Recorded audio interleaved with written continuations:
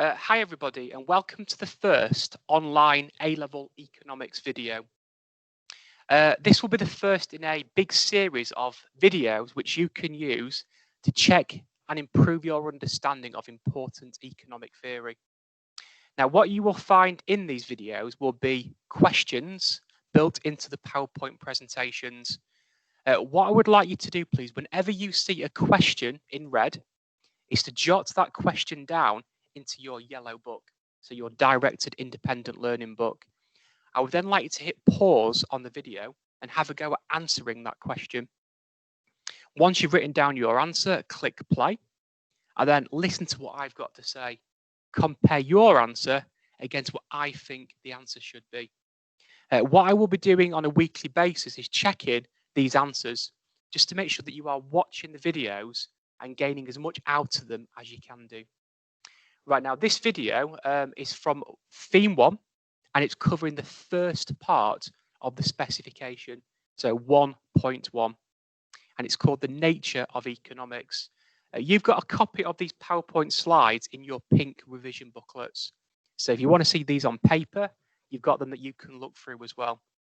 Now in this video, what we're going to be covering are the first 3 points on the specification that you can now see in front of you. We're going to be looking at 1.1.1, which is something we call economics as a social science. We're going to be looking at 1.1.2, which is about positive and normative economic statements. And then finally, 1.1.3, which is about something we call the economic problem. Okay, right, everyone. Now, on this slide, there is no question for you to consider. I just want to give you some basic introductory theory. And it's worth noting that economics is something that we call a social science. Now, let's think first of all about science lessons. When I think back to my time at school in science classes, what we had to do quite regularly was to conduct experiments. So the idea would be you would conduct experiments where you might, for example, mix one chemical in with another chemical, you might heat up one liquid, and what you'd have to try and do would be to predict what the outcome of that experiment would be. Now, because those experiments are conducted in controlled laboratories, scientists can say with almost 100% certainty what the outcome would be. Now, the problem that economists have is that we also conduct experiments, but we are conducting our experiments not in a controlled laboratory. We conduct ours on human beings. Human beings, by their nature, don't always do what we think they should do. So it's a very difficult job to predict how humans will behave across the economy. Okay, now, therefore, what we have to try and do is to make our experiment as controlled as possible. So let's take an example. Let's imagine we're looking at a bottle of water that somebody might buy from a supermarket. What we as economists might want to know is what would happen to the demand for that bottle of water if the price was to increase. Now, what we would expect to happen as economists would be that as the price increases, people would stop buying that bottle of water in the quantities that they were before. Now, what we've done here, we have created what we call an economic model. We want to know how changing the price of water would affect the demand for water. Now, the problem we have is we are not conducting that experiment in a controlled laboratory. And what we know is, therefore, there are lots and lots of other variables that could influence the demand for water. So, for example, it could be advertising by businesses. It could be people's incomes. It could be the weather. So there are lots and lots of different variables which would affect the demand for water. So what we've got to try and do as economists is to find some way of making that model as accurate as possible. So what we do as economists, we make the assumption of something that we call ceteris paribus. Now, what ceteris paribus means is that all other variables are held constant. So, for example, if I wanted to know how increasing the price of a bottle of water would affect the demand for it, what I have to do, I have to isolate other variables. So what I will do, I will ignore and isolate income changes, people's tastes and preference changes. I will ignore what's happening with the climate and the weather. So the idea is the assumption of ceteris paribus will be when we try to isolate the variables that we are not testing. Okay, so another example could be, how would we expect the demand for holidays to change if we were to increase people's income? Now, what we'd expect to happen would be as incomes increase, the demand for holidays would also increase. So what we'd have to do, we'd have to isolate all the other variables that may impact on the demand for holidays. Okay, so that is the assumption of ceteris paribus. So what economists do, therefore, they build up economic models. And in these models, we try to predict how we think people will respond to a change in the economy. To make sure this experiment is as accurate and useful as possible, we have to limit the number of variables in the experiment. So we make the assumption of ceteris paribus. What we will then do, we will test, a bit like scientists do, what we think should happen and see if it actually does happen in reality or not. We can therefore use lots of data, observe how people behave to see what the outcome is, to test the experiment. And then we can use these models to make predictions about what we think will happen in the future. It won't always be accurate, but we can only do our best. Right, guys, what I would now like you to do is to look at question 1 on the board. So in your yellow books, can you now write down this question? What would you expect to happen? I've then given you 5 different scenarios. What would you expect to happen in each of these different scenarios? Right, hit pause, write down your answers to these first 5 questions. Once you've put down your answers, click play, and you will hear my answers. Right, everyone, now hopefully you've written down your answers to these 5 different questions. Now look at number 1. How will an increase in price affect the demand for chocolate bars? Now, what we would assume is if the price of chocolate bars was to increase, then people will demand fewer chocolate bars. The higher price might mean that some people can no longer afford them chocolate bars. Some people might think they're not worth that new higher price. So that would be us building up an economic model, making a prediction about what we think should happen. We could then test the accuracy of our prediction. Number 2 was, if incomes increase, how will this affect the demand for holidays? Well, again, we would assume that if incomes increase, more people will take more holidays, which will therefore mean the demand for holidays increases. Number 3, do higher income taxes reduce the incentive to work? Well, in this economic model, we would make the assumption of, yes, they will reduce the incentive to work. If we make people pay more tax on their income, then it reduces how much they get paid per month in their pay packet. This therefore brings down how much money people have actually got to spend. And that will take away that incentive to work, because work is offering fewer rewards than what it was before. Number 4, if car parking charges increase, well, the logic would be it should ultimately make public transport more popular. So, for example, if I was to drive my car into Huddersfield, if I've got to pay more to park my car, it becomes more expensive to drive my car and park it. That makes me more likely to travel using buses or trains to get into town and city centres. Number 5, will an increase in spending on advertising designed to educate people on the dangers of smoking reduce the demand for tobacco products? Well, the logic would be if more people are worried about the dangers of smoking, then less people would want to smoke because more aware of the dangers it will do to their health. Now, what I've done here, though, in each of these different models, I have made the assumption of ceteris paribus. So I've ignored other variables that could affect the demand for these different products or to affect the outcome that we think should happen. Okay, so if I was thinking about, for example, number 3, well, it's maybe not true.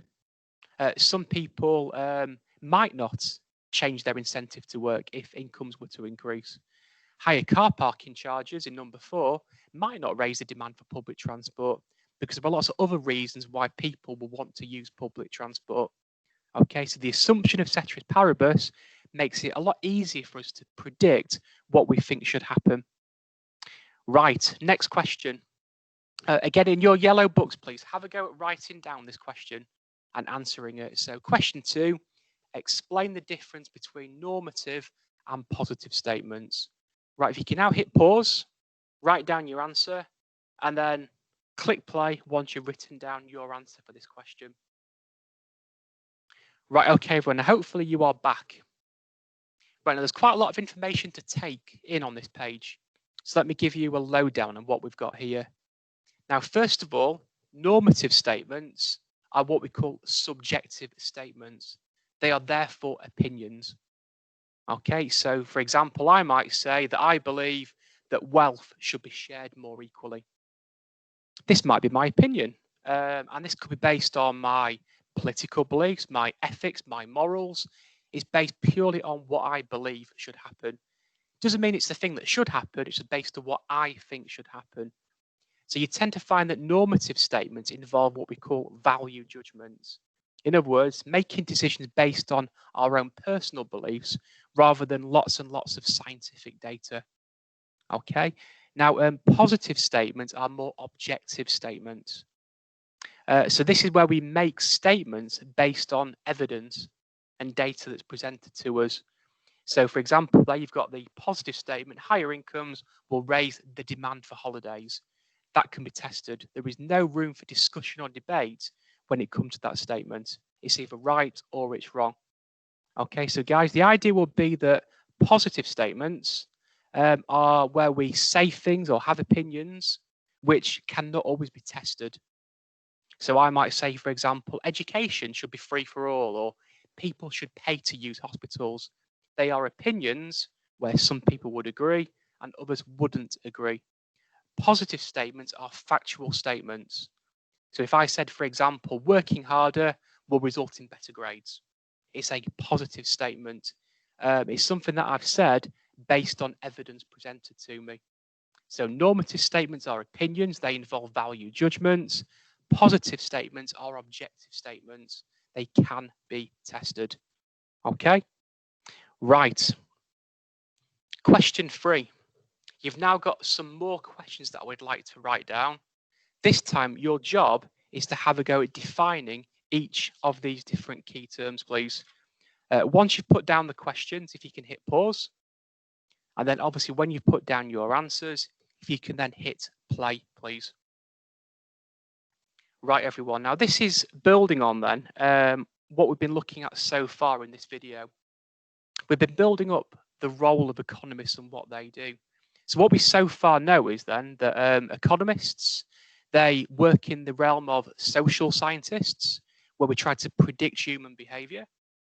To do this, we have both positive and normative statements, which can involve value judgments. We've now got to get to the root of what economics actually is. Now, economics is about trying to solve something that we call the economic problem. And this is stated for you at the top of this slide here. Unlimited wants and needs, but limited, what we call scarce resources. Okay, so when you think about it, we are all constantly trying to solve our own economic problems. We all have unlimited wants and needs. Now, the idea would be that needs are essentials for survival. Okay, so these will include things like food, medical care, education, shelter, clothing, water. So needs are things that you have to survive. Wants are luxuries, so not essential for survival. But these are the things that often make life worth living. So we're thinking here about foreign holidays, faster cars, bigger houses, going to the cinema, going to the football. Okay, so things that we would like to do, but aren't essential for survival. Now, when we say limited scarce resources, the problem we have is we don't have enough resources to meet all of our different wants and needs. So what we have to do as economists is to make choices. So with our resources, which wants and needs do we look to meet? What we'd like to think is that economies will first of all try to meet people's needs, and then with any spare resources, try and meet some additional wants that people might have. Right, okay, now economic activity. Now all economic activity is, it's turning inputs into outputs. Now the inputs are literally the resources of the economy. These are also known as factors of production, and we'll talk about these in more detail on the next slide. So factors of production are used to create what we call outputs. And these are the goods and services produced within the economy. Okay, so the idea is inputs, the factors of production are used to make outputs, which are the goods and the services of the economy. Now, hopefully what you're also all aware of is that when you add up the value of all of these different goods and services, this will give us the GDP, or the gross domestic product of the economy. Now, let's just differentiate between goods and services. So goods are what we call tangible or physical products. So these are things that you can physically hold. So this could be food, it could be cars, it could be a new phone, it could be a new book, a new t-shirt, a new games console, a new house. And then we also have services. So these are what we call intangible products. So things that you physically cannot hold in your hands. So when we think about service, we could be thinking about public transport use, traveling on a bus, traveling on a train. It could be teaching. So gaining education and skills would also be classed as a service. It could also include getting your haircuts. It could include paying for someone's expertise on financial matters. So goods, tangible products, services are intangible products. Okay, now the idea is, everyone, then, that when people buy and then use or consume goods and services, they will be satisfying, hopefully, their wants and their needs. So if I was putting all of this slide together, then the idea is we have an economic problem, unlimited wants and needs, but limited resources. Resources, what we also call the factors of production or the inputs of the country, are used to produce goods and services, which people then buy and consume to meet their wants and needs. Now, if we were to get this right, it would mean that people have good economic welfare. Economic welfare is just a measurement of the living standards of the people within an economy. Right, next question, question 4. This question is about the factors of production, which you should now understand are the resources or the inputs of the economy. Now, obviously, the factors of production are used to produce goods and services. So what I would now like to think about is, what are the 4 different factors of production? If you can think about some examples, that would be really, really useful. And then number 2, what is the difference between renewable and non-renewable resources? Again, once you've written down these questions, if you can hit pause, write down your answer, and then when your answer is down, click play. So pause once you've written them down. Right, everyone, now hopefully you're back with us to now think about factors of production, or what we call resources, or the inputs into the production process. So the idea is then, what we do, we have across the economy 4 different factors of production. These include land, labour, capital, and enterprise. Now, land is what we call natural resources. Natural resources are things that we take from the planet. So this is what we call raw materials or commodities. So when I think about land resources, I'm thinking about food grown in farms, fish that we extract from the seas, the water that we take from lakes and rivers across the world and seas. It also includes fossil fuels, so oil, coal, and gas. Okay, so land are natural resources that we take from the planet. It would also include animals that we slaughter for meat and for milk, etc. as well. Now, labour has got quite a posh name. It's the human input into the production process. In other words, it's the workers in the country. Okay, so you are a key factor of production as a worker in the economy. Now, capital, the definition of capital is man-made aids of production. Now, what we tend to focus on with capital is infrastructure and machinery. So infrastructure will include buildings. So we're looking at hospitals, schools, factories, utility supplies like electricity grids, gas networks, systems that allow us to use mobile phone technology and satellites. Machinery could be delivery vehicles that businesses use. It could be computers that people use to produce services. It would even be the scissors used in a barber's to cut people's hair. Enterprise is another human resource. Now, what enterprise do, they organise all of the other factors of production. So they will buy land, labour and capital to produce goods and services. Now, the enterprise is in effect an entrepreneur. It's people that take risks.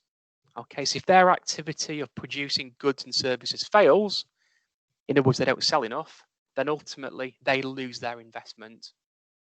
Now, to give you an example, let's think about Walker's Crisps. Now, Walker's Crisps will have an owner. They've got share ownership across the world. Well, the people that own the company are the enterprise. They're the ones that are taking the risk on that business. Now, the owners of the company originally would have had to combine land, labour and capital. Now, the land resources required to make Walker's Crisps could be the potatoes that are taken from the ground to make the obviously the crisps. It could be the seasoning, so the salt, the pepper that's taken from plants across the world. It could be the water required to clean the potatoes. The labour is obviously the people that work in the factories. So this could be the people working on the production line. Let's say, for example, making sure the machines are doing their job properly, maybe packing the crisps. It could even be the people that deliver the crisps to the different shops up and down the country. Now, the capital, the infrastructure would be the factory where the crisps are made. It would be the road networks that allow them to transport potatoes into the factory, but also to distribute the finished products to the consumers. Then it would also be the machinery, so the production line machinery inside that factory. Right, now when you think about it, then all of these resources will be bought by the entrepreneur, the enterprise. If people don't buy these crisps, then the owners will lose their money. Okay, so when you think about it, Walker's Crisps do what an economy does. They've identified that people want or they need crisps. They then go through economic activity. In other words, they buy factors of production. They combine them in a production process to make outputs, which in this case is the good, which is the crisps that they make to sell to their consumers. One final thing on here, resources can be either renewable or non-renewable. Now, renewable resources are ones which can be replenished. So in other words, in theory, will not run out. So we could be talking about forests. Obviously, trees can be regrown. We could be looking at renewable power. So, use of wind power, etc., would be classed as renewable. Non-renewable are resources that are non-replenishable. So once they've been used up, they're gone. So this could be fossil fuels, such as oil, coal, and gas. Okay. We've got to think about the word sustainability, though. Sustainability is about, will the resource be available for future generations if we keep on using it as we are? Now, clearly, non-renewable resources are not sustainable. They're not replenished. So once they're used, they've gone forever. Renewable resources, we would argue, are sustainable to a certain extent. So, for example, wind power, solar power, those energy sources will never run out. But then what I would argue is forests, if we use the wood up quicker than what the trees can regrow, then that would not be sustainable. Right, question 5, everyone. I now want you to think about these questions here. Economists have to consider, what do we produce? How do we produce? And for whom do we produce goods and services for? What I would like to now do again, write down these questions, jot down your answers, and then listen to what I would say once you've hit play again. So now hit pause once you've got them down, hit play again once you've put down your answers. Right, everyone. So what we now know then is the role of the economist is about allocating scarce resources to maximize economic welfare. So the idea is we have these very limited resources, the factors of production. We've therefore then got to use them resources to produce as many goods and services as possible to meet the wants and needs of the people that live in a country. Now that creates these 3 big questions though. What do we produce? How do we produce? And for whom do we produce? Now, when we think about the question, what should be produced, we've got a bit of a problem here. Should we use resources to make what people need the most? So, for example, should all resources be used to make sure there's enough food supplies for people, healthcare, education, housing? Or should we allow things to be produced simply for profit? So, should businesses be allowed to produce things that they can make the most profit from? Now, the problem with that one, though, is that could mean that we're producing lots of weapons, bombs, etc., across the country, because these things can be really, really profitable. Now, the problem is if you produce more of them, that will carry an opportunity cost. Producing more bombs means that we can't produce as much food as what we could do before. So we've got the big problem. Do we produce based on profit? So allow businesses to produce what they think they can make the most money from? Or should we produce what society needs the most of? Now, the next question, how should we produce? Now, obviously, when we produce, we are combining factors of production through a production process to make goods and services. Now, there's an argument that we should be looking to make things as quickly and as cheaply as possible. This would be efficient. Okay, that would lead to more goods and services being produced, which in theory meets more people's wants and needs. So, for example, what we could do, we could produce meat in really inhumane ways. We could have animals, for example, stacked up in crates where they can't move. If they can't move, they get bigger, they get fatter quicker, which means ultimately we get more meat from them. Well, that's efficient. More meat means we can meet more people's need for food. But then we've got to be thinking about the morals and the ethics of that. Is that what we should be thinking about? When we produce, should businesses have to think about the environment? Okay, so when you produce goods and services, you've got the impacts on global warming. You've got the waste from factories, which will go into rivers and streams and pollute, etc. Should businesses be allowed to do that or not? Okay, so when we produce, should we be thinking about how we produce in terms of the impacts on the environment? Then we've got human rights. So, for example, should businesses, when they produce, be allowed to exploit people? Should people be allowed to receive very low wage rates, be forced to work long hours under terrible conditions or not? So all these questions have got to be considered when we decide how to produce. Now, finally, whom should we produce for?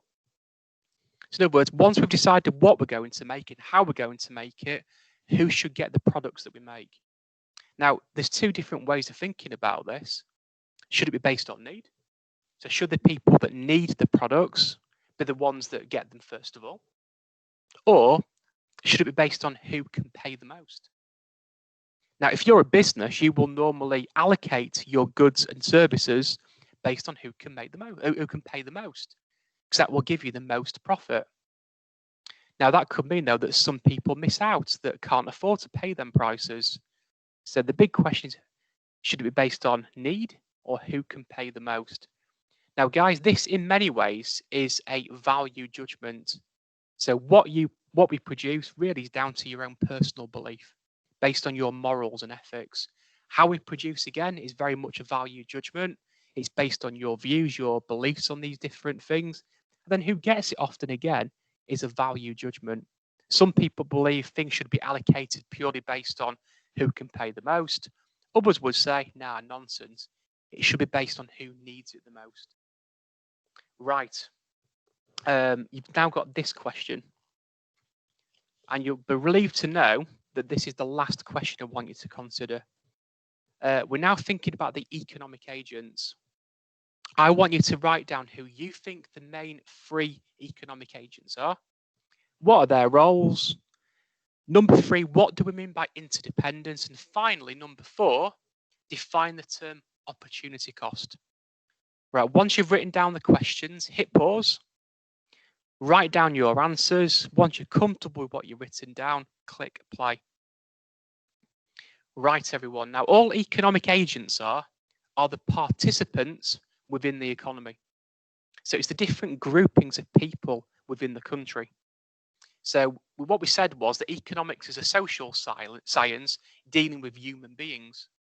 Well, you've got here three different groups of human beings: consumers, producers, and governments. Now, if I'm thinking about the roles of these different people in the economy, consumers are the people that buy goods and services. But it's not just you and me as consumers that buy things for us to consume to meet our own individual wants and needs, but businesses or firms can also be consumers. So, for example, when Sainsbury's buys new checkouts, they're buying products or goods from a business. If Disney uses a company to market their products better, they're paying for their services, they're consuming products across the economy. Now, producers, we often think about as the businesses that make goods and services. So these are the entrepreneurs, if you like, the people that turn the input into the outputs. But we are also, as people, producers. So we work in businesses and we produce goods and services.